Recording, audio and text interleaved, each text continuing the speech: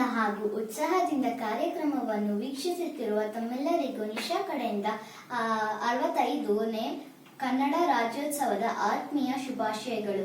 ಎಲ್ಲಾದರೂ ಇರು, ಎಂದಾದರೂ ಇರು, ಎಂದೆಂದಿಗೂ ನೀ ಕನ್ನಡವಾಗಿರು. ಕನ್ನಡವೇ ಸತ್ಯ, ಕನ್ನಡವೇ ನಿತ್ಯ. ಈ ದಿನ ಕನ್ನಡದ ಕೆಂಪು ಮತ್ತು ಹಳದಿ ಬಣ್ಣಗಳ ಬಾವುಟವನ್ನು ಎದೆಯುಬ್ಬಿಸಿ ಹಾರಾಡಿಸುವ ದಿನ. ನವೆಂಬರ್ 1ರಂದು ಕನ್ನಡ ಮಾತಾಡುವ ಎಲ್ಲಾ ಪ್ರದೇಶಗಳನ್ನು ಒಂದುಗೂಡಿಸಿ ಕರ್ನಾಟಕ ಎಂದು ನಾಮಕರಣ ಮಾಡಲಾಯಿತು. ಕನ್ನಡ ಭಾಷೆ ಅತ್ಯಂತ ಪ್ರಾಚೀನವಾದ ಭಾಷೆಯಾಗಿತ್ತು.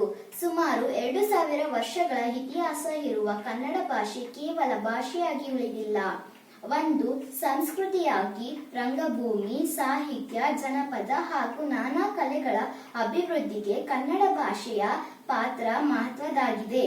ಅತಿ ಹೆಚ್ಚು ಜ್ಞಾನಪೀಠ ಪ್ರಶಸ್ತಿಯನ್ನು ಪಡೆದ ಭಾಷೆ ಎಂಬ ಕೀರ್ತಿಗೆ ಕನ್ನಡ ಭಾಷೆ ಪಾತ್ರವಾಗಿದೆ. ಬನ್ನಿ, ಇಂದು ನಾವೆಲ್ಲರೂ ಅತ್ಯಂತ ಸಡಗರ ಸಂಭ್ರಮದಿಂದ ಕರುನಾಡು ಹಬ್ಬವನ್ನು ಆಚರಿಸೋಣ.